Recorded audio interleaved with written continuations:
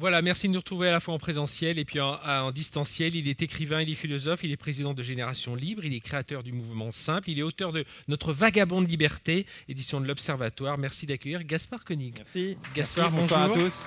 Bonjour à tous. Eh bien, je vous cède la scène, elle est à vous. Merci. Alors pour dire à quel point le numérique est répandu et rebondir sur la dernière table ronde, je voulais dire que même en seconde classe, dans le train, il y a des ordinateurs ouverts. Donc ça vous dit à quel point le problème est général. Alors on m'a demandé de vous parler de liberté et de numérique, et je vais prendre le sujet au sérieux, et on va vraiment parler de liberté. Et moi, je voulais vous dire que j'ai eu une évolution personnelle sur le sujet, parce qu'au début, j'étais un peu comme tous les libéraux, les technophiles. Je disais c'est formidable le progrès, les gens ne comprennent rien, tous les gens qui le condamnent sont des ringards, sont des gens qui veulent, comme les gens qui voulaient casser les machines à métier à tisser au début du 19e siècle.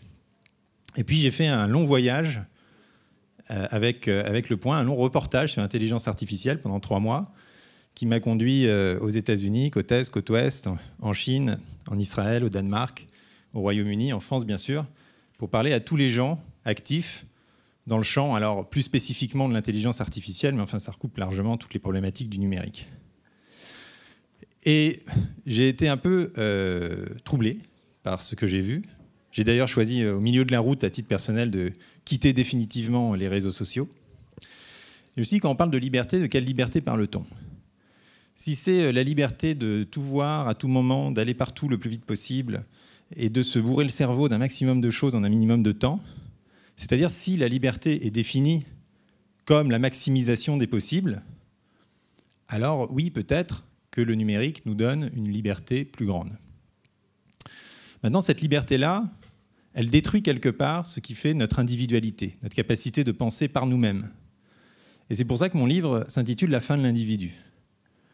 Alors, je n'ai pas trouvé ça tout seul, j'ai trouvé ça aussi en lisant le livre de Yuval Harari, « Homo Deus », qui commence exactement comme ça. Il dit que l'intelligence artificielle remet en cause les fondements libéraux de nos sociétés, parce que le jour où nous pourrons contrôler exactement la manière dont les gens réagissent, ou à tel input nous pourrons connaître, programmer tel output de comportement, le jour où donc nous aurons acté la disparition du libre arbitre, eh bien, nous aurons perdu au fond ce qui fait le fondement de nos sociétés. Parce qu'aujourd'hui, pourquoi est-ce que vous envoyez les gens en prison ? Pourquoi est-ce qu'on est pénalement responsable ? Pourquoi est-ce que quand on fait de l'argent, on a le droit de conserver ses profits, et quand on perd en bourse ou en affaires, on doit assumer ses pertes. Pourquoi est-ce qu'on a le droit de vote démocratiquement ? Parce que nous sommes considérés comme des individus responsables, autonomes.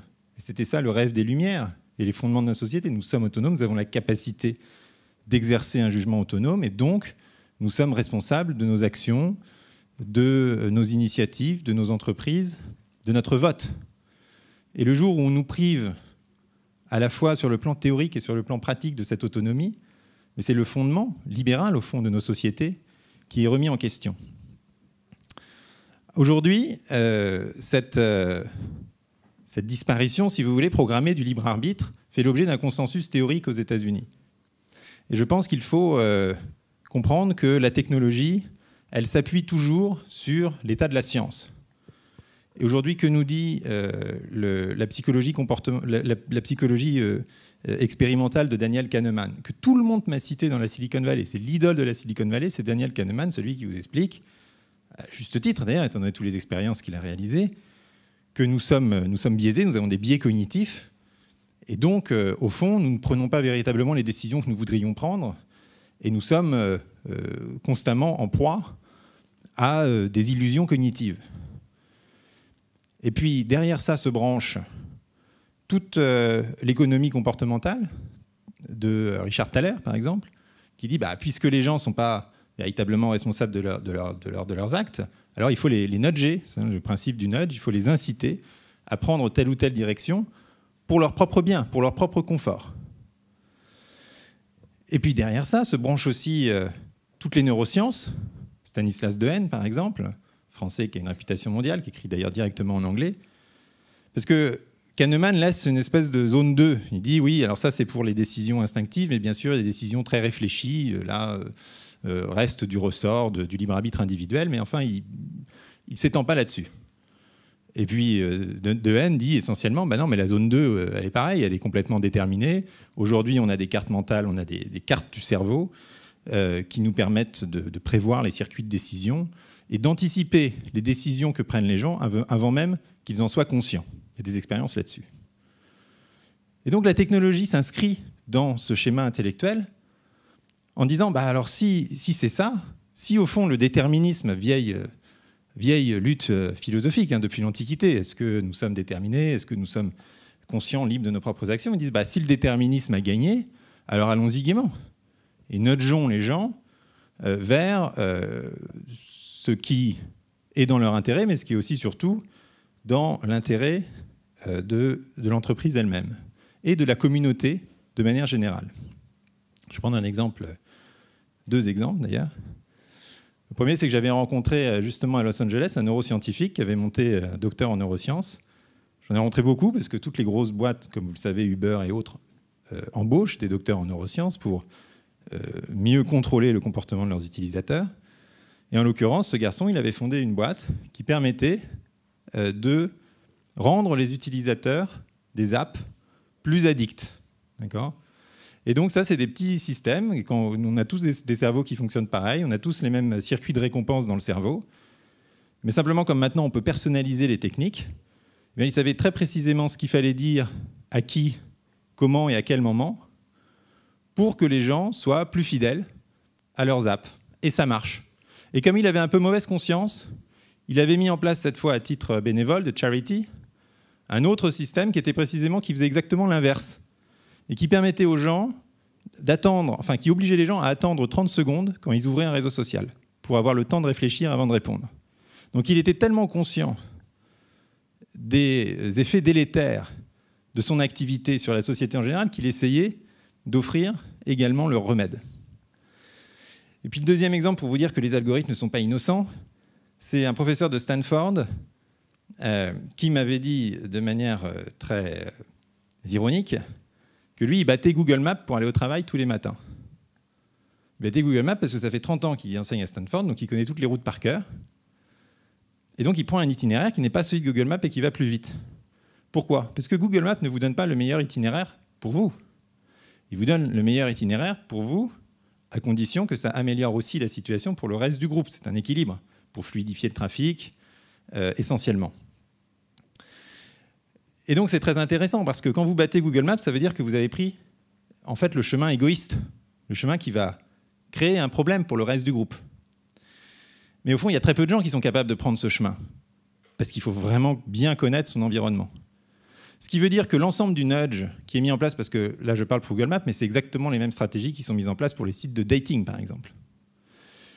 Ça veut dire que, et c'est exactement les mêmes stratégies qui sont mises en place pour le moteur de recherche de Google, qui ne vous donne pas à savoir ce que vous voulez savoir, mais ce que Google pense que vous avez besoin de savoir, qui n'a rien à voir, qui est pourquoi d'ailleurs j'utilise DuckDuckGo et pas Google, parce que là la recherche elle est neutre, comme vous le savez. D'ailleurs j'ai vu qu'il y avait une campagne de pub dans Paris pour DuckDuckGo que je trouve assez légitime pour le coup.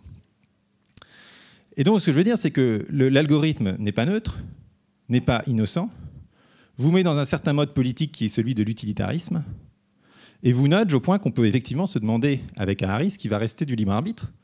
Et en ce qui concerne l'entreprise, parce que ça s'applique à tous les domaines, à l'art, à l'amour, mais en ce qui concerne l'entreprise, en ce qui concerne le marché, ça met en cause le fondement même du marché. Je vais vous citer une autre histoire. C'est celle de Didi et d'Uber. J'ai été voir Uber en Californie. Comment est-ce qu'ils font pour répartir les chauffeurs entre l'offre et la demande ? C'est très simple, c'est un système de prix. Parce que, comme on le sait tous, dans un univers indéterminé, c'est le prix qui régule. Et donc, quand il y a beaucoup de demandes, le prix des courses monte, donc les chauffeurs sont attirés. Voilà. C'est le spot market. Et que fait Didi à Beijing ? Eh bien, ils font du dispatch. Ils disent, mais en fait, nous, on a l'information complète. On arrive à anticiper parfaitement qui va où et à quel moment et à quelle heure. Donc, du coup, on n'a plus besoin du marché pour coordonner l'information, parce qu'on a l'information. Et donc, on fait du dispatch, c'est-à-dire qu'on dit d'avance au chauffeur, tu vas là, tu vas là, tu vas là, tu vas là, parce que c'est là que le client a la plus grande probabilité d'arriver. Et ça ne devrait pas nous étonner, parce que c'est ce que dit Hayek dans un article d'après-guerre. Il dit le marché est le meilleur moyen de coordonner l'information dans un système indéterminé. Mais dans un système fermé, alors la seule logique y suffirait. Et la logique, eh bien, c'est précisément ce que permet l'intelligence artificielle. Alors évidemment, sur une ville, c'est plus facile parce qu'il y a un nombre d'artères qui est fini, et globalement, les gens ont la même routine. C'est beaucoup plus compliqué dans le domaine de l'éducation, des jobs, de l'amour et tout ça. Mais on voit néanmoins que la même logique est en train de s'y appliquer. Et donc moi, ce qui me fait peur, c'est de vivre de plus en plus dans un monde où j'aurais délégué l'ensemble de mes décisions à la machine, parce qu'elle prend les meilleures pour moi et pour le groupe, où au fond, je n'aurai plus la possibilité de prendre les miennes propres, parce qu'elles seront considérées comme égoïstes, comme on l'a vu avec l'exemple de Google Maps, où je serai au fond toujours obligé d'agir pour le bien supposé de ma communauté, et où je perdrai quelque part le sens de mon individualité, parce que moins on prend de décisions pour les petites choses, comme dit Tocqueville, moins on est capable d'en prendre pour les grandes choses. Et vous voyez bien que la question centrale de tout ça, c'est la question des données. Parce que cette manipulation-là, ce processus-là, il est permis par la mise en commun des données. Et donc j'en viens, puisqu'il me reste que 4 minutes 7, à des propositions. Il ne s'agit pas de... alors d'abord, on peut effectivement vivre avec moins de nudge. Moi, j'utilise DuckDuckGo, je ne branche pas la géolocalisation sur mon téléphone portable. Enfin voilà, il y a toutes sortes de techniques alternatives, mais disons que ça reste limité à un petit nombre d'activistes ultra conscients et qui croient en leur cause. Mais pour le grand public, si je puis dire, si on veut continuer à vivre dans des sociétés libres, il faut des moyens de politique publique, de régulation. Il ne s'agit pas de condamner la technologie, de ne pas s'en servir, mais de se la réapproprier pour que ça soit ma décision qui compte. Et que même si cette décision elle est sous-optimale, pour moi et pour le groupe, ce qui importe, parce que c'est ça qui fait émerger une personnalité singulière, c'est que ce soit véritablement la mienne. Et donc ça suppose, alors j'avais écrit un article qui a beaucoup circulé, alors que c'est pas forcément au cœur de ce que je défends, mais enfin qui proposait d'interdire les réseaux sociaux aux moins de 16 ans. Alors dès qu'on propose une interdiction, on a beaucoup de succès. C'est la première fois que je le faisais, mais c'est vrai que ça marche bien. Mais en l'occurrence, vous voyez, c'est parfaitement logique. Si le rôle de l'État est de rendre l'individu autonome, si on croit encore à ce rêve des Lumières, on dit évidemment que l'État il est là pour protéger le mineur contre la drogue. On ne vend pas, même si on est très libéral, on n'est pas d'accord pour qu'on vende de la drogue, qu'on offre de la drogue à la sortie des collèges, d'accord ? Aujourd'hui, les réseaux sociaux, ça, les études neuroscientifiques le montrent bien, fonctionnent exactement comme de la drogue. Elles sont offertes à nos enfants pour pouvoir les attirer sur ces réseaux, les capter sur ces réseaux et faire de l'argent avec leurs données. Donc, il est parfaitement du rôle de la puissance publique de dire attendez, pour protéger le développement cognitif des enfants et rétablir une forme de justice sociale là où, évidemment, c'est les enfants des couches favorisées ou éduquées qui sont le plus, disons, contraints dans le rapport aux écrans à la maison. Steve Jobs, de manière très connue, interdisait l'usage des tablettes chez lui, c'est quand même fort. Et tous les gens que j'ai interviewés sur mon parcours, à chaque fois, je leur posais la question comment éduquez-vous leurs enfants ? Et à chaque fois, ils avaient des politiques très, très restrictives sur l'accès aux écrans. Donc les mêmes qui font des TED Talks en expliquant que la technologie va sauver le monde, quand il s'agit de leur propre chair, si je puis dire, sont beaucoup plus prudents. Mais ça, quelque part, ça reste un petit peu anecdotique et compliqué à mettre en œuvre. Pour moi, la politique centrale, c'est la question de la propriété des données. Parce que comment est-ce que tout cet univers est possible ? C'est parce que nous abandonnons constamment nos datas. Et là, je pense qu'il faut faire quelque chose de très libéral. Il faut passer du féodalisme à l'économie de marché.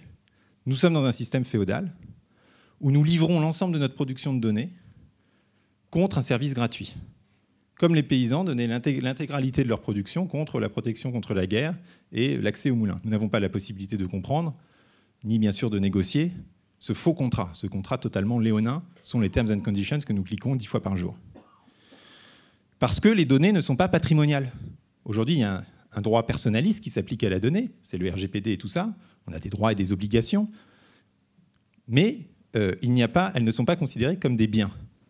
Or, si on les considérait comme des biens, eh bien, on pourrait au fond entreprendre le processus d'émancipation qui a été celui des serfs qui se sont battus pendant 1000 ans pour avoir la propriété de leurs terres, pour pouvoir ensuite les négocier, les transmettre en héritage, et donc également les conserver. Parce que qui dit propriété est probablement le droit le plus protecteur. Il donne l'usus, il donne le fructus aussi, la possibilité d'être rémunéré pour les données que l'on donne à Facebook, par exemple. Il donne aussi l'abusus, c'est-à-dire la possibilité de les détruire ou de ne pas les communiquer. Et là, quelque part, ce sujet-là, il est au cœur des débats contemporains sur le droit de propriété. Vous avez des gens, à la suite de Piketty, ou des gens qui sont très inquiets pour l'avenir de la planète, qui aujourd'hui attaquent le droit de propriété. qui veulent le modifier dans la Constitution. Moi, je pense que le droit de propriété, il est émancipateur, il est protecteur, il est facteur de liberté et précisément de vivre ensemble. Mais ça, c'est deux options philosophiques qui s'opposent. Et vous voyez que ce problème des données nous renvoie, au fond, à ces grandes questions. Donc, je vais m'arrêter là en vous disant que le problème n'est pas un problème technologique, qu'il n'y a pas de fatalité technologique, que d'ailleurs, on peut, avec les technologies qu'on a, faire des systèmes en blockchain qui sont au contraire ultra protecteurs de l'individualité, de l'anonymat, de tout ce que vous voulez, que le problème, il est politique. Dans quelle société nous voulons vivre? Une société à la chinoise ou un modèle asiatique? Et moi, j'entends beaucoup de ministres de ce gouvernement qui disent « Ah là là, mais en Corée du Sud, à Singapour, ils sont très en avance, ils y vont, alors que nous, on a notre vieille CNIL qui nous empêche de faire tout ce qu'on voudrait faire avec les datas parce que c'est très tentant. Parce que politiquement, ça permet de régler beaucoup de choses, y compris sur le plan sanitaire, sur le plan sécuritaire. Mais est-ce qu'on va abandonner justement notre conception de l'individu, notre conception de l'autonomie du jugement, y compris si elle va à l'encontre de nous-mêmes ou du bien-être collectif, au nom d'une sorte de technophilie béate qui, franchement, ouvre la voie à une société dystopique, à une société de surveillance à peu près intégrale, et à une société surtout où l'individu a oublié ce que c'était que d'être individu et de pouvoir faire et assumer ses propres choix. Donc pour moi, voilà, le sujet, il est là, il est politique. C'est une question importante qui va être la question de la patrimonialité de la donnée, qui est aujourd'hui bien connue, analysée et traitée au niveau de l'Union européenne. Et je pense précisément, pour terminer, que l'Europe a tout son rôle à jouer intellectuellement pour mettre en place ce genre de régulation. Merci.